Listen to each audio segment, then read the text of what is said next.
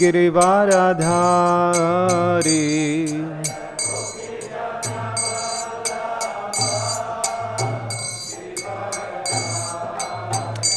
Jai गोपीजनवल्लभा गिरिवाराधारी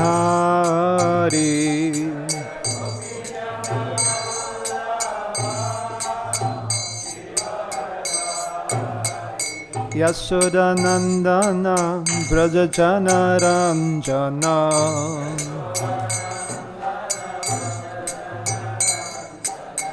यशोदानन्दना व्रजजनरञ्जना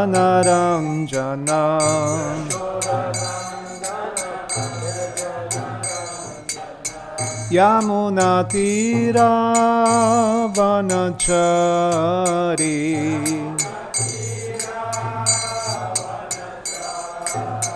यमुनातीरावनचारी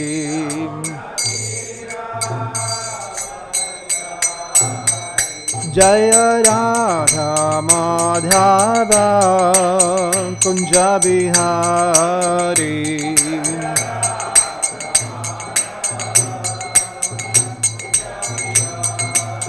Jai Radha Madhav Kunj Bihari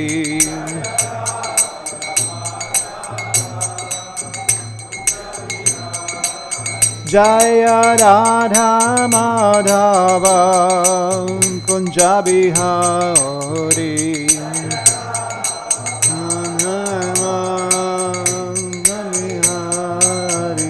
Hare Krishna Krishna Krishna Hare Hare Hare Ram Ram Ram Hare Hare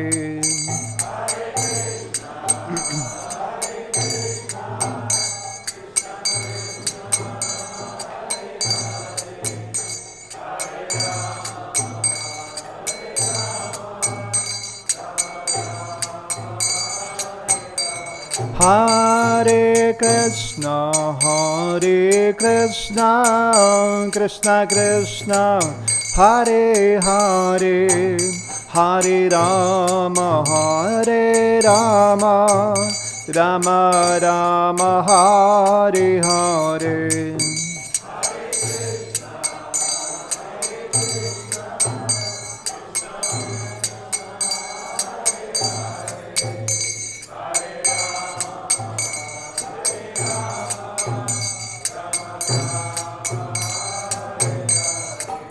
Hare Krishna Krishna Krishna Hare Hare Hare Ram Ram Ram Hare Hare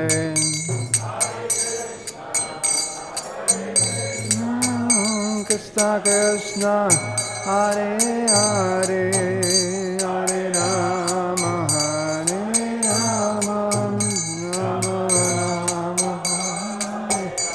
Hare Krishna Krishna Krishna Hare Hare Hare Ram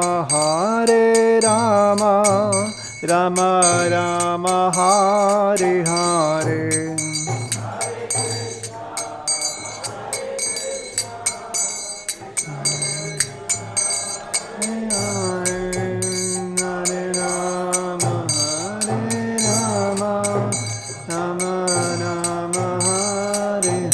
Jai Prabhupada Jai Prabhupada Jai Prabhupada Jai Prabhupada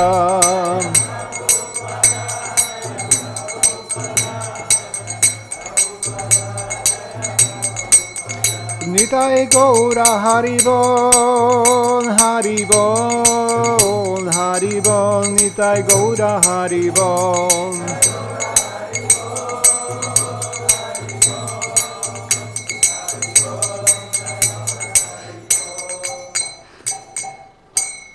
Grantara Srimad Bhagavatam ki jai, Srila Prabhupada ki jai, Jai Kot Pramanande Hari Hari Bol.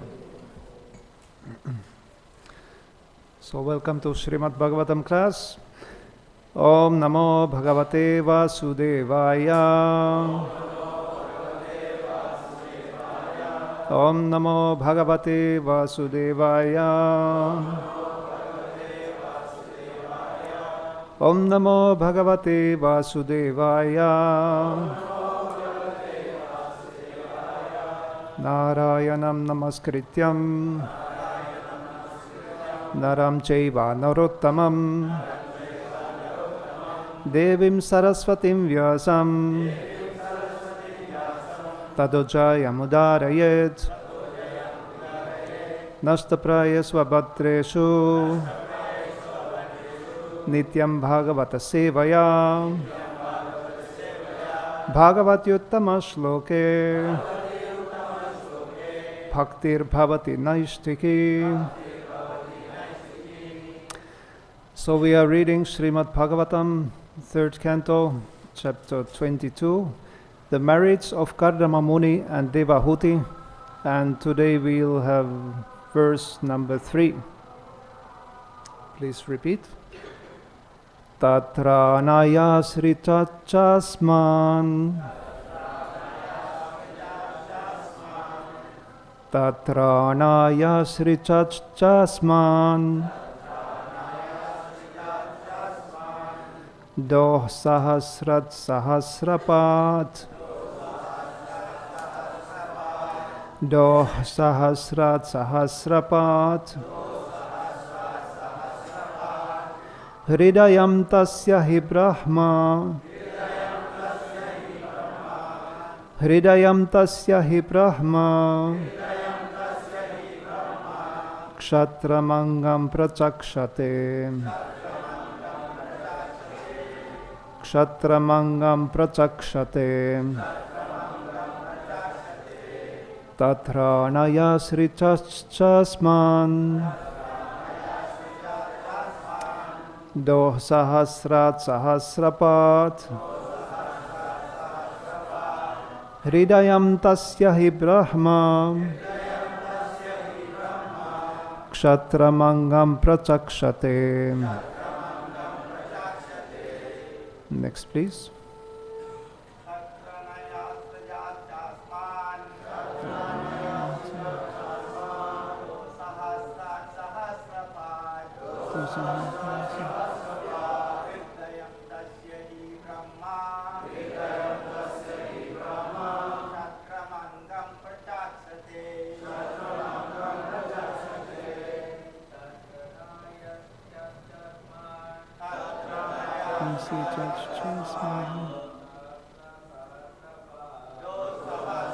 Sahasra-pāt.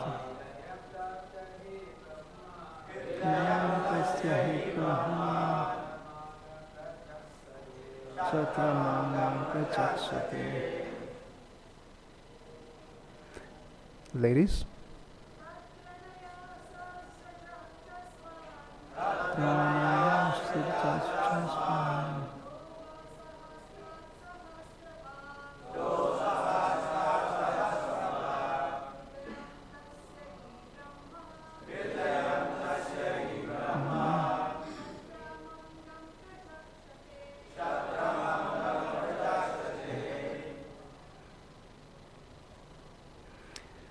Tat-trāṇāya,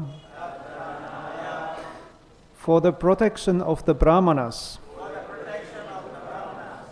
asṛjat, created, ca, and asmān, us, kṣatriyas, doḥ-sahasrāt, from his 1,000 arms, sahasra-pāt, the 1,000-legged Supreme Being, the universal form, hṛdayam, heart, tasya, his, he, for, brahma, brahmaṇas, kṣatram, the kṣatriyas, aṅgaṁ, arms, pracakṣate, are spoken of. Translation and purport by His Divine Grace A.C. Bhaktivedanta Swami Srila Prabhupada Ki Jai. For the protection of the brahmanas, the thousand-legged Supreme Being created us, the kṣatriyas, from His 1,000 arms. Hence, the brahmanas are said to be His heart, and the kṣatriyas His arms. Purport. Kṣatriyas are specifically meant to maintain the brahmanas, because if the brahmanas are protected, then the head of civilization is protected. Brahmanas are supposed to be the head of the social body. In the head, if the head is clear and has not gone mad, then everything is in proper position. The Lord is described thus: Namo Brahmanya Devaya Go Brahmana Hitaya Ja. The purport of this prayer is that the Lord specifically protects the brahmanas and the cows, and then He protects all other members of society. Jagat-hitaya. It is His will that the universal welfare work depends on the protection of cows and brahmanas. Thus, Brahminical culture and cow protection are the basic principles of human civilization. Kṣatriyas are especially meant to protect the brahmanas, as is the supreme will of the Lord. Go brahmana hitaya ja. As within the body, the heart is very important part, so the brahmanas are also the important element in human society. The kṣatriyas are more like the whole body. Even though the whole body is bigger than the heart is more important. Tat-trāṇāyāsṛjac cāsmān doḥ-sahasrāt sahasra-pāt hṛdayam tasya hi brahma kṣatram aṅgam pracakṣate. For the protection of the brahmanas, the thousand-legged Supreme Being created us, the kṣatriyas, from His 1,000 arms. Hence, the brahmanas are said to be His heart, and the kṣatriyas His arms. Om Ajnana-timirandasya Gyananjana Salakaya Chakshurunmilitam Yena Tasmai Shri Gurave Namaha Mukham Karoti Vachalam Pangam Langhate Girim Yatkripatam Maham Vande Shri Gurun Dinataranam Paramanandamadavam Shri Chaitanya Ishwaram. Feeling embarrassed to sit here after hearing the past couple of Bhagavatam classes from previous days, I beg the blessings of assembled Vaishnavas and seniors, both here in the Panchatattva Extension Hall as well as there on the internet world, so that I could speak from Srimad Bhagavatam truthfully, beneficially and pleasingly, especially for my own purification. Hare Krishna. So one of the 10 topics of Srimad Bhagavatam is called Poshanam, which means what? Protection by the Lord. Good. So Vedic society gives protection especially to the 5 sections of society, namely the women, children, old men, brahmanas and cows. The topics of protection are distributed here and there in Srimad Bhagavatam. Later we will come to know how Devahuti is fearful of the material energy, so she's getting protection from her son Kapila Muni. Then the 5th canto, Jadabharata was protected from Kali worshippers, for example. I mean, he didn't really care what was going on around him because he was so much absorbed in the Supreme Personality of Godhead. He saw everything as the Lord's mercy, he saw everything as the Lord's energy, just interacting. Then Achamila, at the verge of death, calls his youngest son, whom he happened to name Narayana, and he was protected by the Vishnu Dutas. And then the iconic story in the 7th canto, Lord Narasimhadev protects Prahlad Maharaj from his demoniac father. And also in 10th canto, Krishna protects his beloved ones in many varieties of ways in the 10th canto.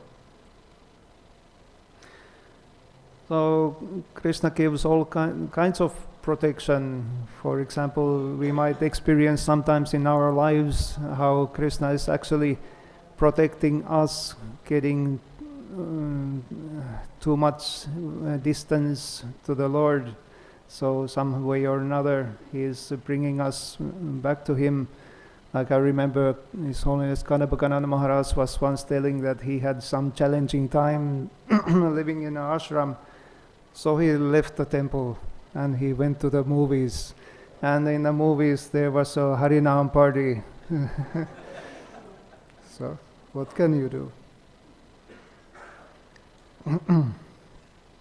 So yesterday we learned that brahmanos yamukamasid bahura chanyakrita urutadasya yatvaisyaha padbyagam shudro ajayata. So the different sexes of the society are coming from the Virat Purusa form of the Lord. Brahmana being born from the face of the Lord, kṣatriyas from the arms. But here it is said in a verse that the brahmanas are the heart of the Lord. Well, in human anatomy we can understand how the most important parts of the human body are especially protected. Like brains are protected by skull, and the lungs and the heart, they are protected by the ribs.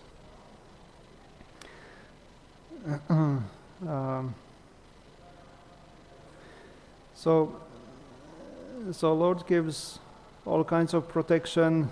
I left out mentioning the story of Ambarish Maharaj, how the Lord was so much pleased with his devotional service.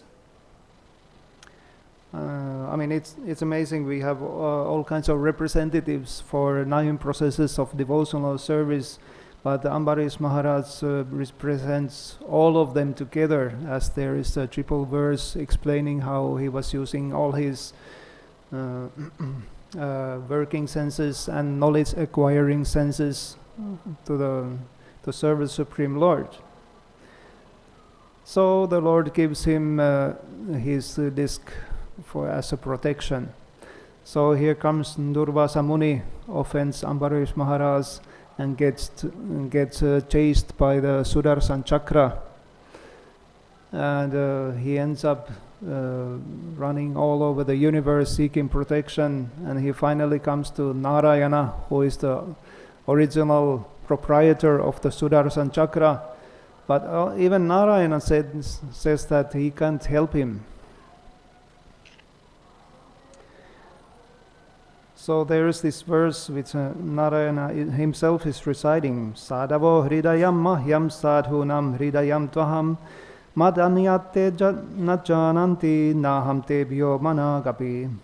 The pure devotee is always within the core of my heart, and I am always in the heart of the pure devotee.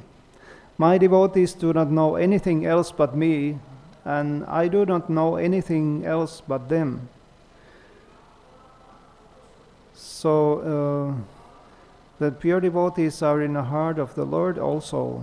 So that kind of explains how brahmanas here are said to be the Virat Purusha's heart. So from heart we can understand that there are some sentiment feelings. Sometimes we feel compassion towards the suffering living entities in this world. And that would be an impetus for us to help the conditioned souls in their suffering condition and spread the spiritual knowledge to them, so they can benefit from the human human existence. So then Narayana advises Durvasa Muni to go back to Ambarish Maharaj and beg for forgiveness. And the next verse is quite interesting. When Narayana says, Tapo vidya cha vipranam nishreyasakare ube te eva durvini tasya kalpete karturanyatha. For a brahmana, austerity and learning are certainly auspicious, but when acquired by a person who is not gentle, such austerity and learning are most dangerous. Well, Durvasa meaning bad-tempered. Definitely he was also practicing severe austerities to get his power, but in this case he was misusing his power. So maybe we have sometimes some experience of these kind of personalities in our devotional life also. There's another example, like a Vishwamitra Muni. He wanted to attain the same spiritual status as Vasishtha Muni, so he was performing severe austerities in his meditation. He was sitting under a tree, and one bird happened to stop by and land on a branch of the tree. And then the bird offers his oblations to Vishwamitra Muni. And Vishwamitra Muni wakes up from his meditation and gets really angry, curses the bird, and the poor bird explodes into ashes. So then Vishwamitra Muni realizes that he has misused his position, and he loses his results of his austerities. So he has to start the austerities again.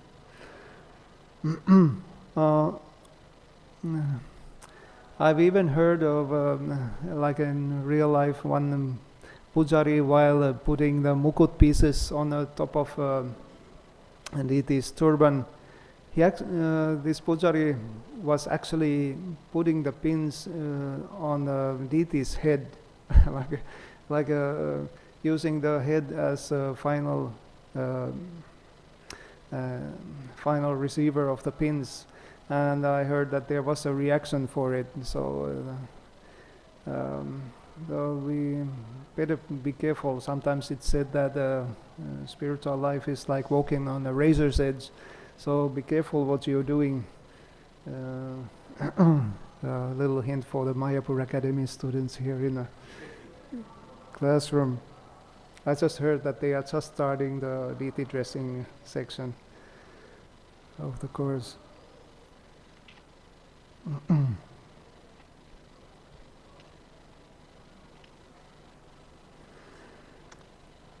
So here in today's verse, Swayambhuva Manu is addressing how kṣatriyas are protecting the brahmanas. Kṣatriyas are practicing martial arts. So like Pandava Prabhu the other day mentioned, showed how the martial artists, they try to protect the head because it's very important to keep head focused. And so this kind of martial arts needs practice. And one famous martial artist, Bruce Lee, has said that I'm not afraid of a person who knows 10,000 kicks, but I'm afraid of a person who has practiced one kick for 10,000 times. So we have something similar in our devotional service, Haitukiya Pratihata. So our devotional practice of devotional service should be unmotivated and uninterrupted. And in this way we could try to develop our remembrance of Krishna, developing loving devotion towards Krishna, and remembering, asking ourselves always, is this for me or is this for Krishna? and to do that for quite a number of years, that gives us an impetus to an inspiration to look up to our senior devotees here, who act as our inspiration, and hopefully we can be someday in the future an inspiration to younger generations.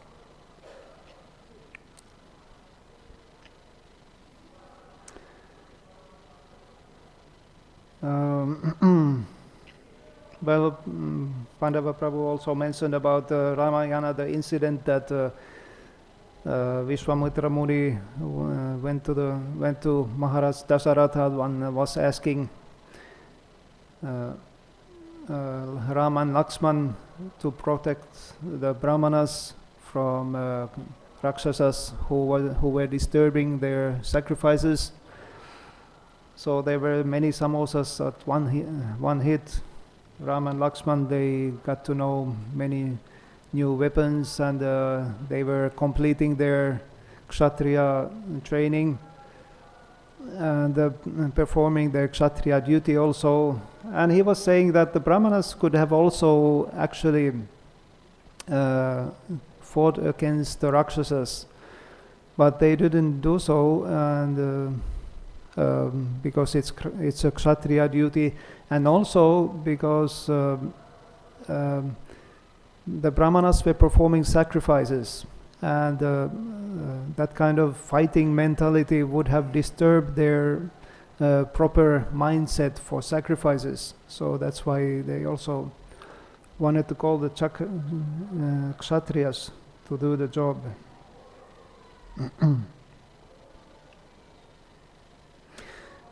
And then when the time progresses from Treta Yuga to Dvapara Yuga, the amount of kṣatriyas were increasing, and some ill-motivated kṣatriyas started to appear more and more, and that's why Krishna appeared in this world. One of his purposes was to relieve the burden of the unwanted kṣatriyas.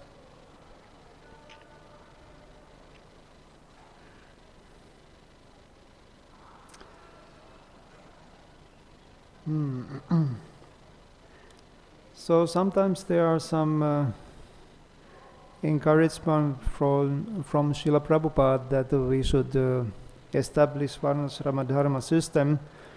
I found one letter to an Indian politician and economist, Gulzari Lal Nanda, and Srila Prabhupada was writing to him and explaining this his urge, and the expression Varnasrama College appeared in that letter also. And I just paraphrase some of the points of that letter, that there should be Varnasrama College which are actually training the actual brahmanas, kṣatriyas, vaishyas and shudras according to the principles mentioned in the Bhagavad Gita and Srimad Bhagavatam. And especially he was emphasizing the importance of creating brahmanas and kṣatriyas. And he went on the brahmanas' duty as an advisory board. Kṣatriyas are engaged in politics, vaishyas producing the necessities of life, especially food, and shudras helping the other classes. And he also mentioned that the brahmanas can be from any background. I mean, if they are from Brahmin families, that's very, very nice, very, very welcome. But definitely those who have Brahminical qualities, they should be accepted as brahmanas. And there should be no politics amongst the vaishyas and shudras. The politics belong only to kṣatriyas.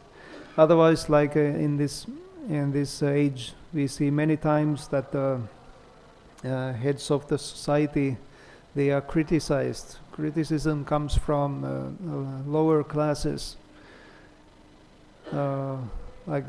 Sometimes I have seen in my country, in the House of Parliament, there has been one member of the Parliament who is criticizing very openly the president.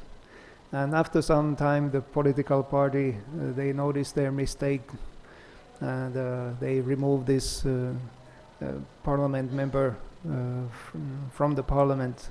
So these things are happening. But again, it is said how the leaders of the society in Kali Yuga, we can read from the 12th canto to know what they are. So it's a little bit complicated situation. So therefore, training proper leaders and politicians would be important.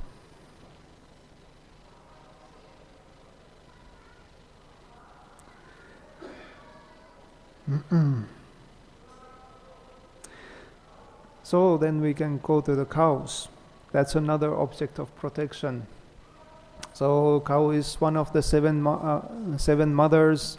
Cow gives milk and is a representative of the earth. And the bull is our father. It helps us to produce grains and is an emblem of moral principles. And then all the demigods, they reside in different parts of the body of a cow, and from cow we get the 5 auspicious items for our worship.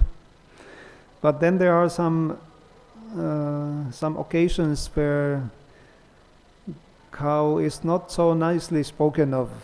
Like there's a verse, Yasyatma buddhi kunapetrita duke svati kalatrasi disupama ijyadi Yatirta buddhi salile nakarhijit chanes vabikye susa eva gokaraha.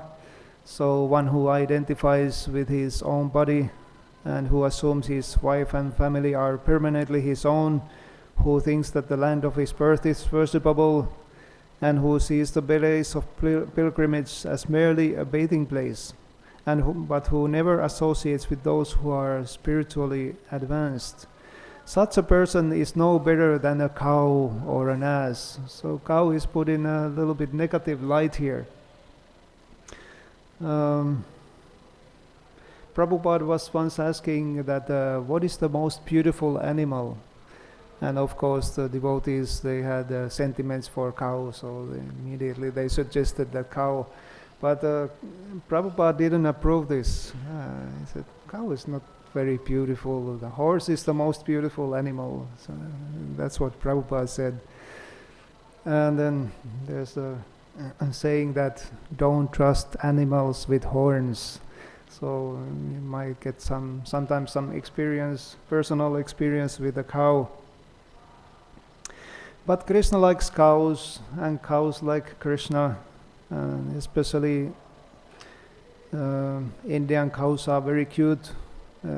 Kartik time we have a cow puja every morning in the Panchatattva courtyard. One time I was taking Vrajamandala parikrama, and after one parikrama day, it was a very hot day, so I prepared to take my bath. I get a bucket full of water and went to under a shade of one tree, and then I noticed a couple of cows nearby. And one of them noticed my bucket full of water, so she started to walk toward me.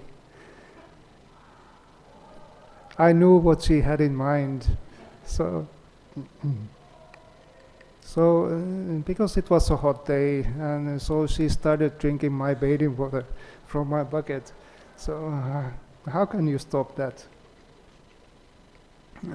So I let her drink, but she left me half bucket, so I could take my bath nevertheless.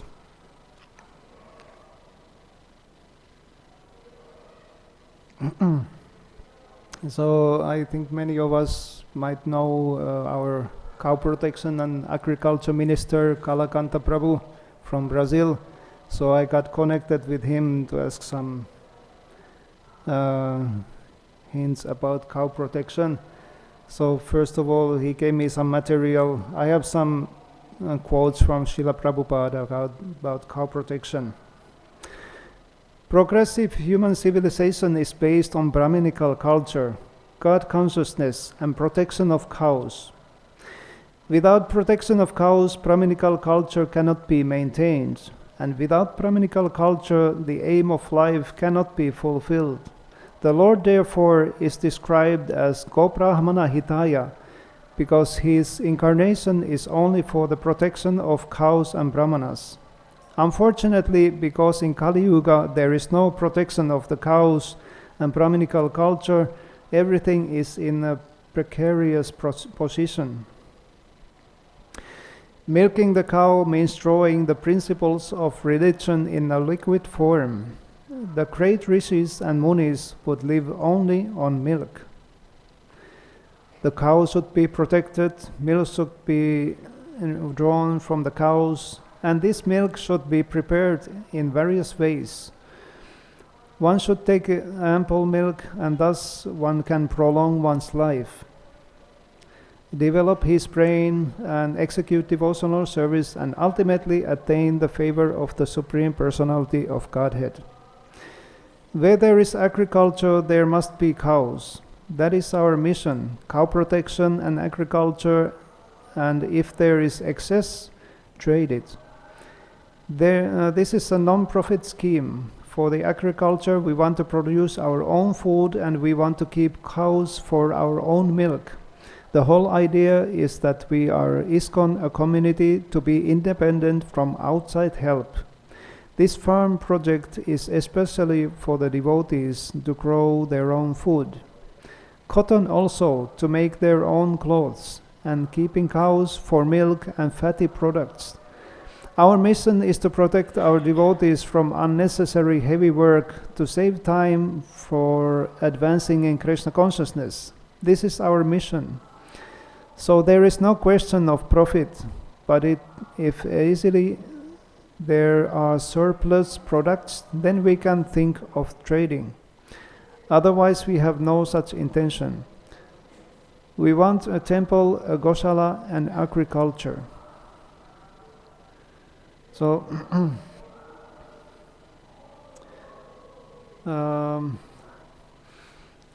he also told me that the present day cow protection program, so in order to start an ISKCON approved cow protection project, one needs a certificate of readiness. And this certificate of readiness consists of 3 parts. That there should be the GBC minimum cow protection standards. There's a law 507 and it must be read and understood. And there should be an exam which must be taken and passed, and this exam is according to the law 507. And then he mentions that there should be a well thought out business plan with the signature of the GBC member that has to be presented to the Ministry of Cow Protection and Agriculture. So this law 507, it consists of 16 different points, that there should be barn layout, the fences layout, and what kind of barn is provided, feeding of the cow, plan of feeding the cows, plan for milking the cows, plan of engaging the oxen, the equipment list, at what kind of staff and volunteers, cleanliness of the barn, and so on. So it's quite a well thought plan that those who want to start a cow protection project, they should be aware of. So this is a plan to make sure that cows are taken care of properly in our society. So I end this class for one more quote from Srimad Bhagavatam. This is 3rd canto, 16th chapter, verse 10, where the 4 Kumaras, they try to enter the Vaikuntha planet, Lord Narayana's association, but they were stopped in last gate by Jai and Vijay. Then Narayana comes out and he starts making his statements. And one of the statements was that the brahmanas and cows and the defenseless creatures are my own body. So that's how close we are to Krishna with cow protection and protection of the brahmanas. Hare Krishna, thank you very much. I will end up here. Let's see if there are any questions or comments.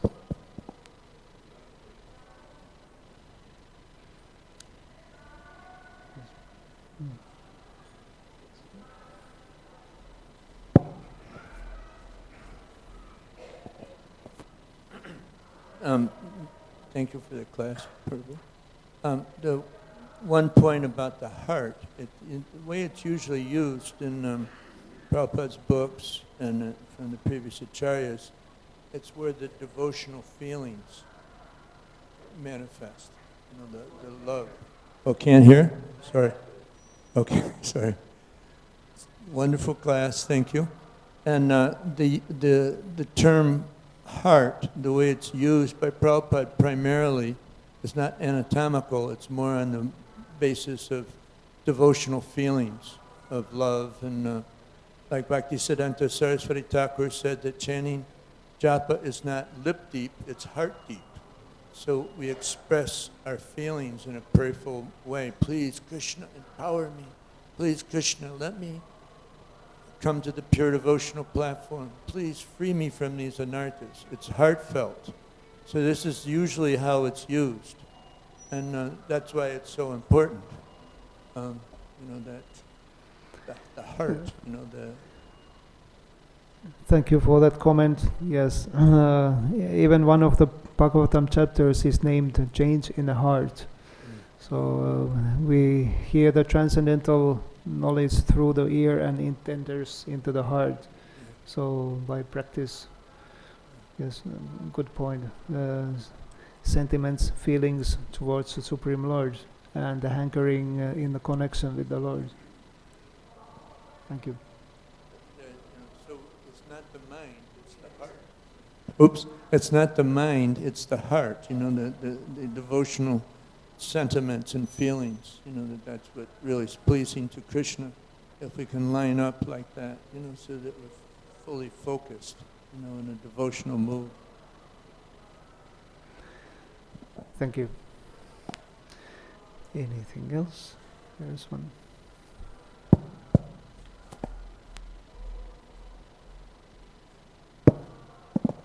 Thank you, Prabhu.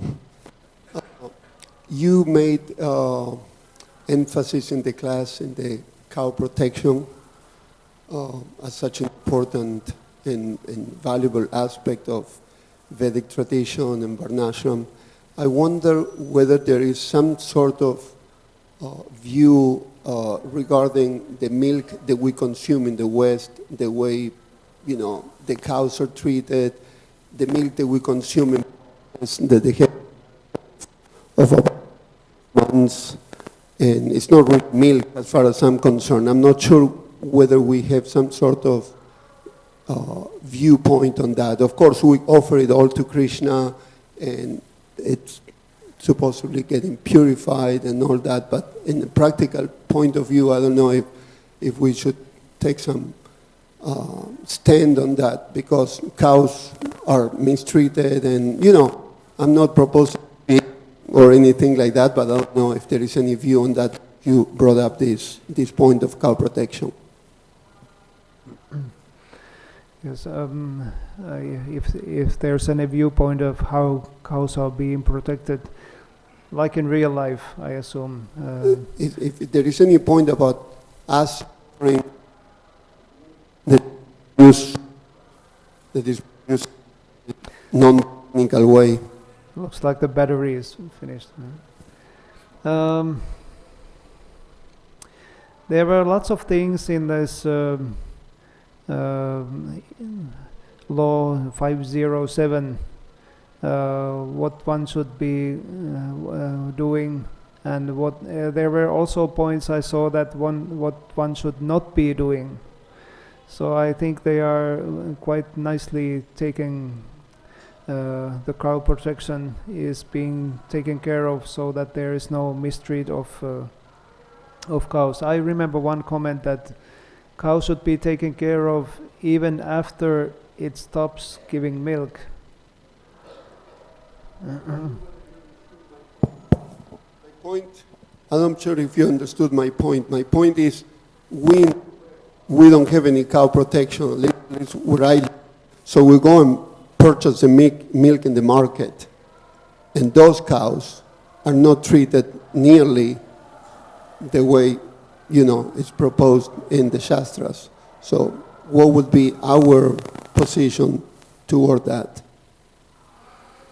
Toward the consumption or the offering of those products?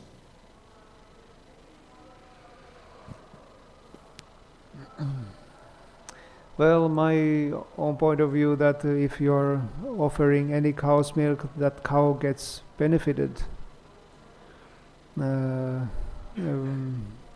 Wherever you are getting it from, provided it's good quality milk. I mean, cow has given its milk and you are offering it to the Lord. So,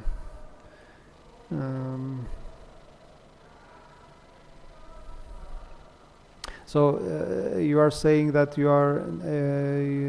don't want to get cows, or no?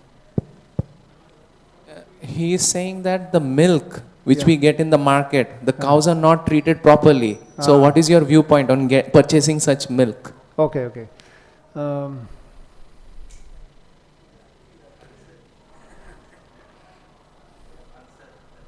I'm not sure if I can get any further. The cow gets benefited anyway for giving milk and it being offered to the Lord. Yes, Srila Prabhupada said that when devotee taking care of cows, when that milk is not available, you still need milk. So even though the cows are not treated properly, the society and people and us in temples, we still need milk. So that's the answer to that. We still buy the milk from the supermarkets. Best milk is when devotees are protecting cows.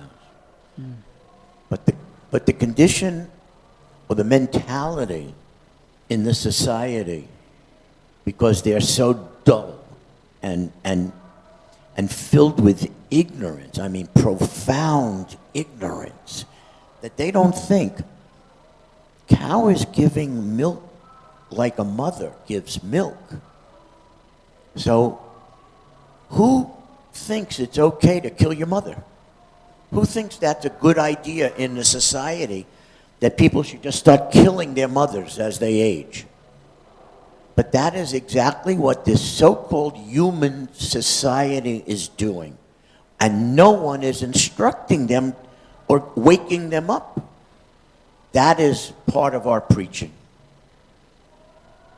So it's not, sometimes people misunderstand, Hindus worship cows, it's some weird concept of religion. No, it's very practical.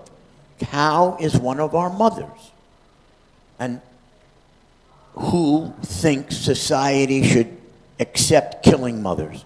That's simple. So that's part of our preaching, to turn animals in human bodies back into humans. Hare Krishna. Hare Krishna. Thank you very much for that comment.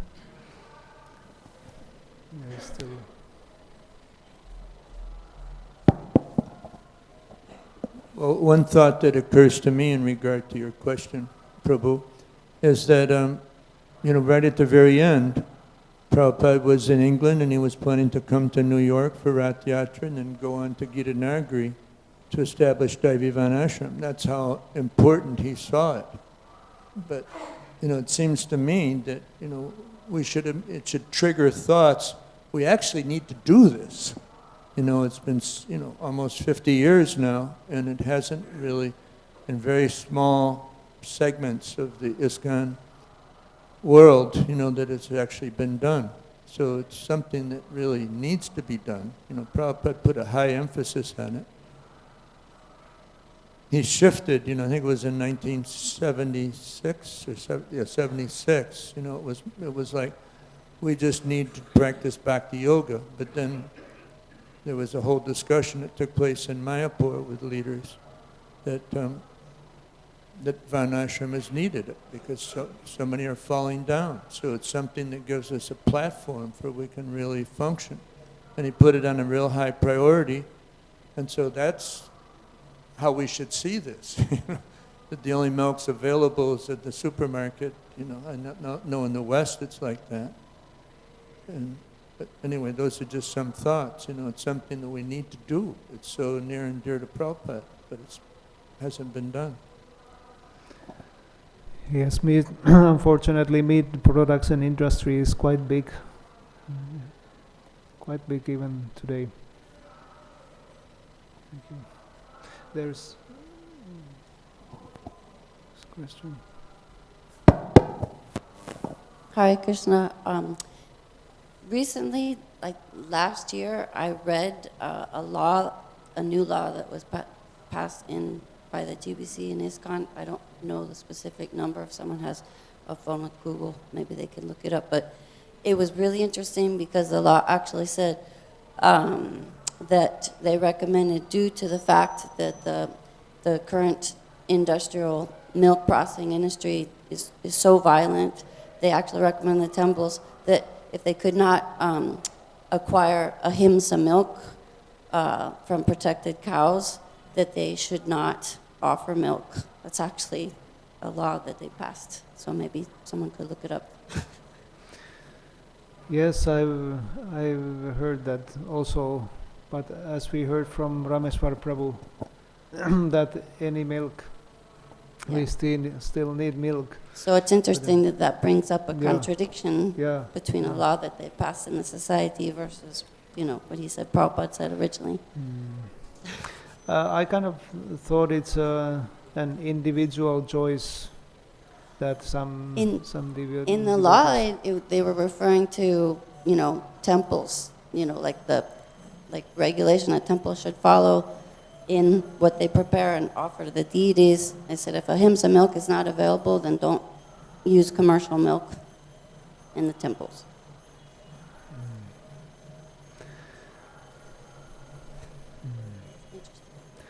What can I say to that? I mean, yeah, that's true. Said there's no farm nearby. You still have to have milk. That's what Prabhupada told. And as far as varnashram being established, many of us have had different conversations with Prabhupada about that. Some of us, I should say. And my conversations with Prabhupada were that varnashram will be established only when you flood the world with my books. Through massive book distribution, gradually the people who have received these books and take their next birth starting where they left off and on, eventually the society of people will demand spiritual leadership. And that's when real varnashram will be established all over the world. But it begins with education of the mass public, of the entire public. You can't have varnashram unless the public demands it. And they will demand it through our books being read. Hare Krishna. Anyway, that was the instruction he gave to me. Very hope-giving comment. Thank you very much. We still have like 7 minutes, 5 minutes.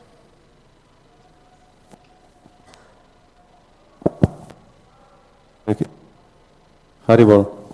So,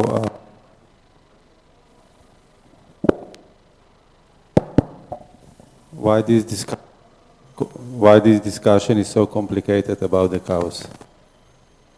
It is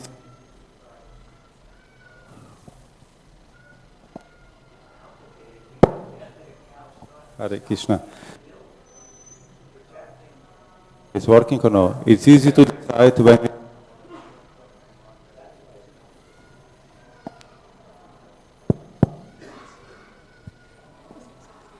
Hello.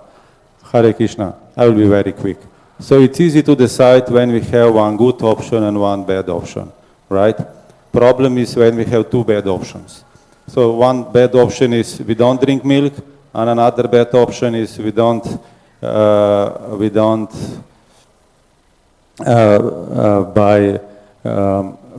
a himsa milk, right? This is two bad option. So that's why it's so difficult to decide what to do. Not to drink milk or to drink only milk if it's a himsa. So it's just like we should decide what is of these two options, which is the less worse, you know. I mean, I would put my conclusion on this topic, you know.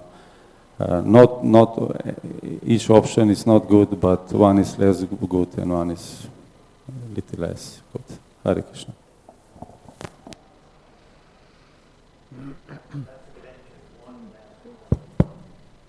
I was in the room with Srila Prabhupada when Jayadvaita was at, he wasn't yet Swami. He was asking questions about this. And Prabhupada said, the cow, even though it's been mistreated, if we buy that milk and offer it to Krishna, that cow gets a benefit. Hare Krishna. Yes, thank you. That was also my understanding. So make the best use of a bad bargain. That comes from Prabhupada also, about the material existence. So we can maybe apply that. All right, Hare Krishna. Thank you very much for your patience. Srila Prabhupada ki, Grantara Srimad Bhagavatam ki.